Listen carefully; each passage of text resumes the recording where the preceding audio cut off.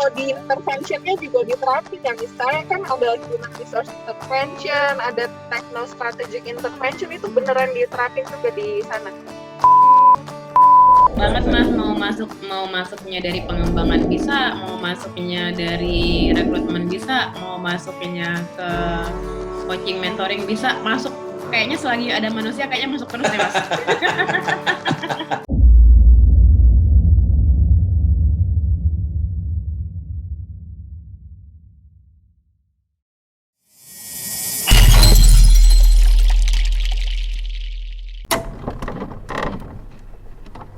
Mbak. Keren Pak. Jadi itu seriusan itu yang OD interventionnya juga diterapin ya, misalnya kan ada human resource intervention, ada techno strategic intervention, itu beneran diterapin juga di sana. Iya, memang intervensi seperti itu tentunya sebenarnya sebelum adanya kita proses-proses itu sudah ada kan Mbak Septi. Jadi organisasi itu di bawah pimpinannya masing-masing secara leveling, secara tidak langsung kan melakukan itu dalam proses pengawasan maupun pembinaan yang dilakukan. Kan selalu ada intervensi-intervensi. Memang mungkin tidak menerapkan 100% ilmu psikologi ya dalam intervensi ya. Nah, dengan adanya teman-teman dari SDMKM mungkin bisa membantu intervensi menyumbang teknik intervensi yang seperti Mbak Septi bilang tadi, seperti itu. Jadi intervensi organisasi pun tanpa adanya kita, psikolog SDM, itu dilakukan, baik itu melalui perbaikan sistem. Kalau kepala daerahnya nanti ganti, gitu. Ngaruh nggak sih? Oh iya. Yang sudah diupayakan ini ganti struktur lah, ganti apa gitu, misalkan gitu. Seberapa ngaruh? Iya, ya harus sekali Mas. Jadi kita itu pemerintah daerah itu sebenarnya tidak berdiri sendiri, kita itu menjalankan kebijakan dari pemerintah pusat Mas. Salah satu kebijakan pemerintah pusat yang terkait dengan organisasi ya, dalam kurun 5 tahun pemerintahan terakhir ini, salah satu yang besar itu adalah reformasi birokrasi, khususnya dalam proses penyederhanaan jabatan, misalkan Mas Jus. Nah, dalam proses penyederhanaan jabatan itu, pimpinan mulai dari pusat, Bapak Presiden telah menginstruksikan, misalkan di setiap instansi pemerintah, eselon 3, eselon 4, itu perlu dilakukan perampingan seperti itu. Nah, kita sebagai turunannya ya, unit organisasi bagian dari pemerintah, harus menyukseskan program-program pemerintah itu. Jadi dalam hal penyederhanaan jabatan, misalkan kita di perangkat daerah di DKI Jakarta ya bahu-membahu mendukung.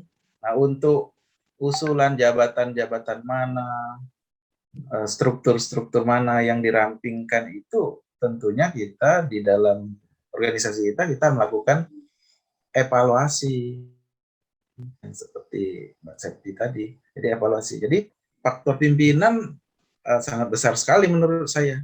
Bisa jadi berubah pimpinan ya berubah kebijakan, berubah lagi yang harus kita lakukan. Sebenarnya yang lebih ngaruh adalah jabatan di level pusat ya, kebijakan di level pusat maksudnya dibanding dengan kebijakan di daerah. Kalau organisasi iya, jadi di level pusat itu sudah ada pengaturan melalui Permenpan, Permendagri, Mas. Jadi kita di Pemprov itu menyukseskannya, tentunya menyesuaikan dengan kondisi di kita. Misalkan Pemprov DKI kan ada undang-undang kekhususan daerah istimewa Jakarta misalkan. Itu kita harus mereview lagi apakah kebijakan terbaru itu sinkron tidak tentang undang-undang kekhususan Provinsi DKI Jakarta. Di dalam undang-undang kekhususan misalkan ada kewenangan-kewenangan tertentu yang dimiliki oleh gubernur seperti itu. Nah, kalau memang ada kewenangan di tingkat gubernur yang diberikan oleh undang-undang kekhususan, berarti gubernur yang mengatur, Mas. Jadi sesuai kewenangannya intinya. Pimpinan itu bekerja dengan kewenangan. Seperti itu, Mas. Oke. Sama dari pusat gitu ya Pak Dokter ya? Iya. Intinya sama. Pengen tahu juga dong yang Mbak Tiara. Ya, Mas Kalau Jos. di Mbak Tiara sendiri, misalkan di di kementerian, yang kan sekarang di kementerian, dari SDMKM sendiri apa sih yang bermanfaat yang bisa digunakan sekarang gitu? Banyak, Mas. Saya nggak, misalkan dulu belajar apa gitu ya, tadi Pak Dokter kan belajar apa, sekarang bisa dipakai di sini nih gitu.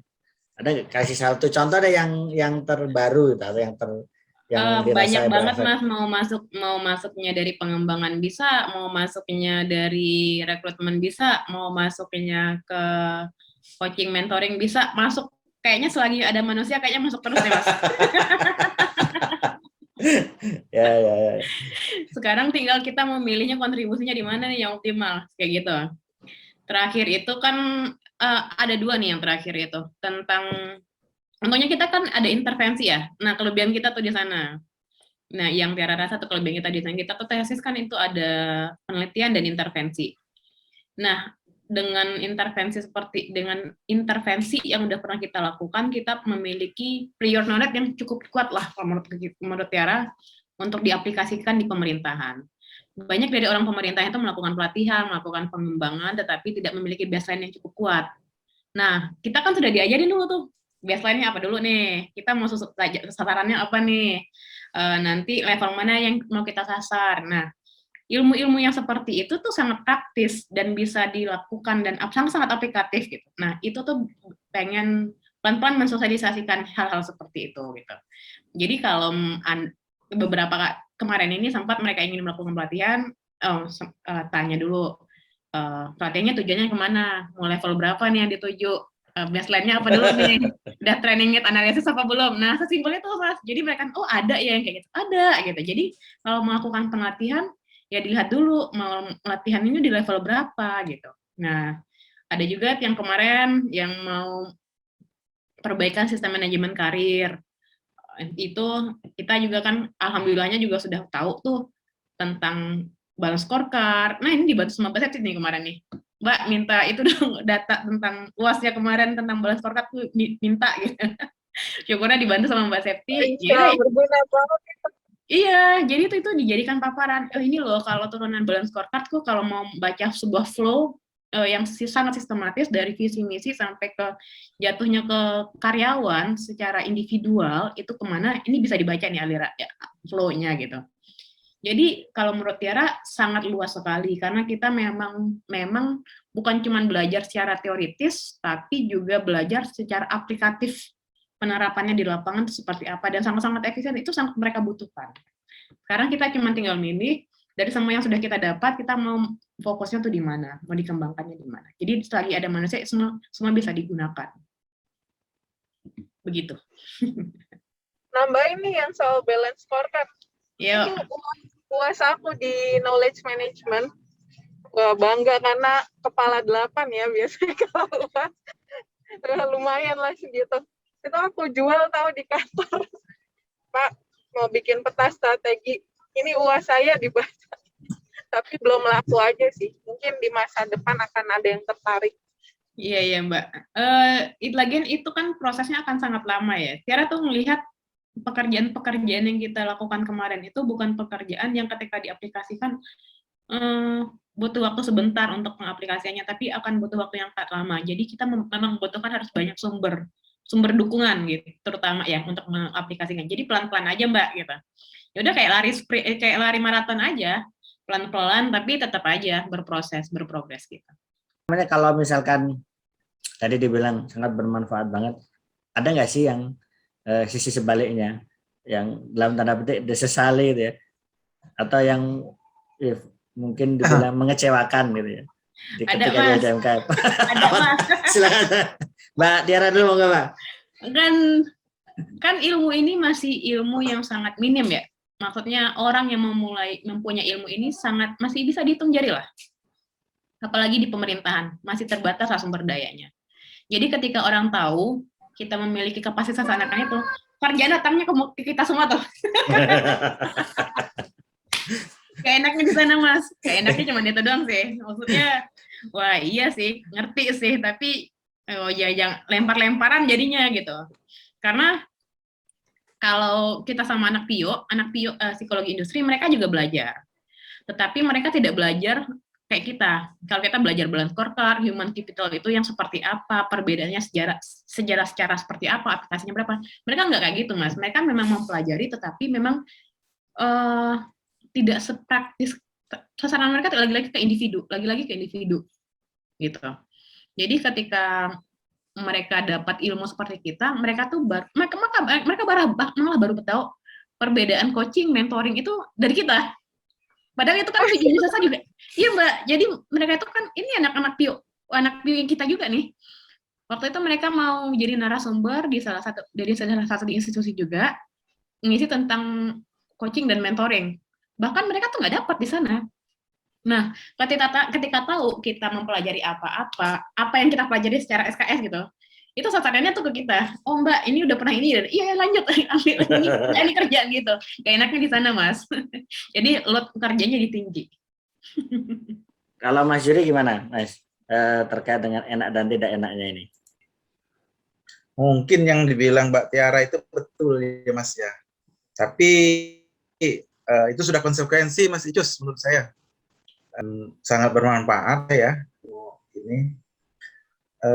Makanya dari itu chance-nya itu memang kita harus bagaimana caranya agar ilmu ini dipahami oleh organisasi di tempat kita bekerja, yaitu tadi melalui pengembangan manajemen pengetahuannya menurut saya Mas Icus. Jadi kalau proses pengembangan KM-nya itu nggak jalan dalam organisasi, ya yang akan dialami oleh Mbak Tiara, dialami juga oleh kita semua.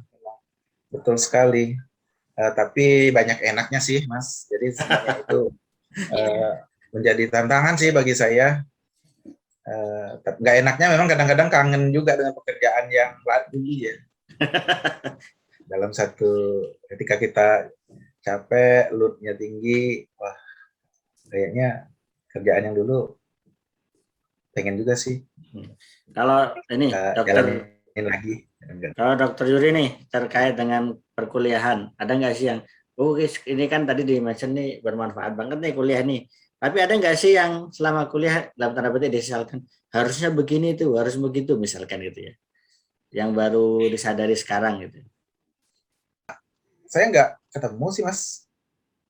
Oke. Jadi untuk pelengkapan tambahan pengetahuan kita ya yang kita dapat saat kuliah. Rasanya memang yang jadi masalah memang ilmu kita itu belum bisa kita terapkan secara maksimal memang.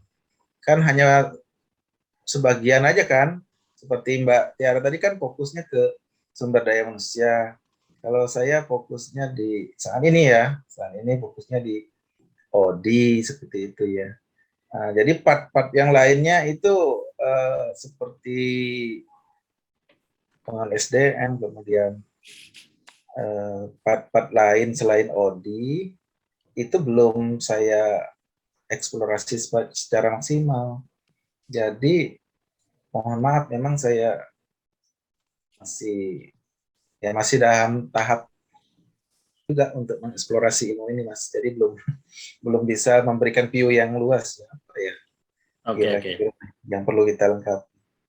Kalau Mbak Tiara nih pengen tanya soal ini kan dari kuliah terus memilih PNS. Bagaimana sih cari informasi terkait dengan saya mau jadi PNS juga misalnya gitu. Nah, supaya sesuai dengan jurusan. Apalagi ini terapan gitu ya, psikologi terapan gitu.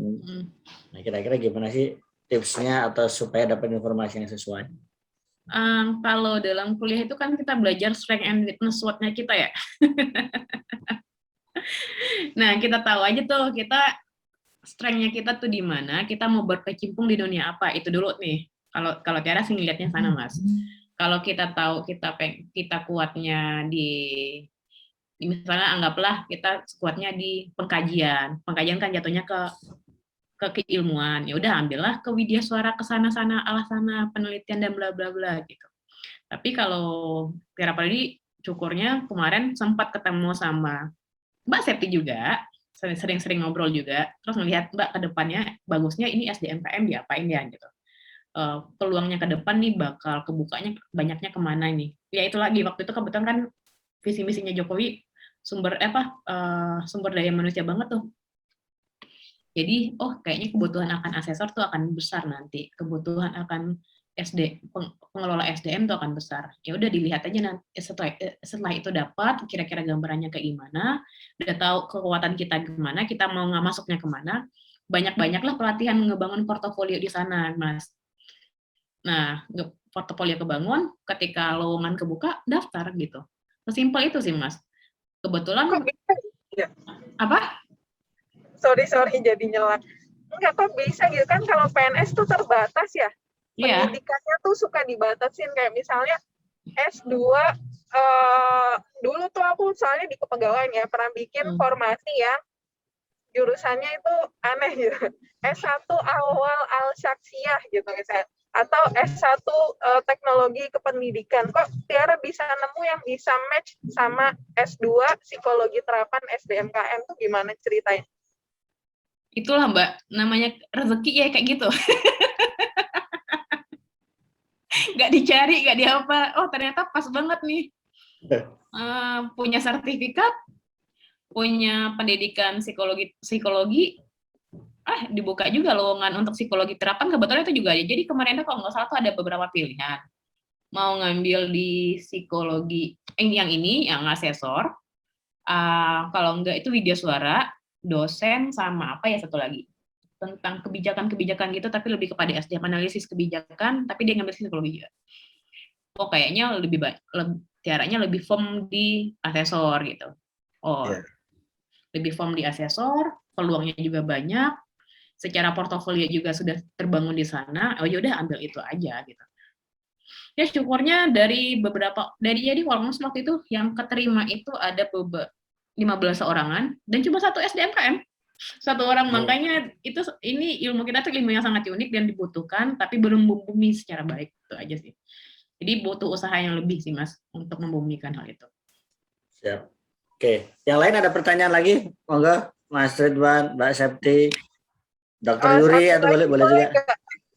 Satu lagi Tiara, itu beneran di formasinya ditulis syarat pendidikannya S2 psikologi terapan atau gimana? Jadi itu tuh ada beberapa persyaratan, Mbak. Ada beberapa jurusan yang dibuka. Yang pertama psikologi terapan, yang kedua psikolog, bukan psikologi ya, dia bilangnya psikolog. Yang ketiga itu MSDM ya, kalau dari manajemen ya. Yeah. Nah, jadi sama satu lagi psikometri. Kebetulan yang di kementerian ini dia tuh pengen ngembangin dari unit ke pusat. Jadi dia jadi pusat. Nah, jadi mereka memang membutuhkan keilmuan yang jauh lebih dari berbagai perspektif. Jadi mereka merekrut dari berbagai lini keilmuan, dan alhamdulillahnya dapatnya yang kayak gini. Keren. Ada lagi yang pengen tahu terkait dengan ke-PNS-an barangkali yang sekarang dilakukan gitu ya. Nih, sekarang yang bukan PNS nambah nih, saya dan Mas Ridwan. Mas Ridwan, long time no see, Mas. Ya, sebagai penutup untuk pemirsa Naranusa semua, menurut Imam Ghazali nggak ada ilmu yang tidak bermanfaat ya. Semua ilmu itu bermanfaat. Terkhusus untuk yang berminat di bidang psikologi, yang ada satu cabang keilmuan namanya psikologi terapan, sumber daya manusia, dan manajemen pengetahuan ya. Itu sangat berguna sekali menurut saya dalam kehidupan kita ke depan ya. Baik itu untuk diri kita pribadi, pengembangan diri kita pribadi, maupun pengembangan dari organisasi kita seperti itu. Jadi nggak salah juga bagi teman-teman yang lagi mencari apa nih kira-kira satu jurusan yang bagus seperti itu. Memang bagus semua, tapi memang harus ada passionnya juga. Kalau tertarik di dunia psikologi, salah satunya psikologi harapan ini bisa dipertimbangkan. Mengenai peluang kerja, ya Mas. Tapi sudah nggak ada KM-nya kalau nggak salah sekarang ya, tinggal psikologi terapan SDM aja ya. Ya artinya materi KM-nya tetap ada kan Mas. Mungkin sebagian kecil dibandingkan materi SDM-nya. Tetap KM-nya dapat. Untuk prospek yang berhubungan dengan pekerjaan ya, bagi yang belum bekerja, ya ini bagus juga menurut saya.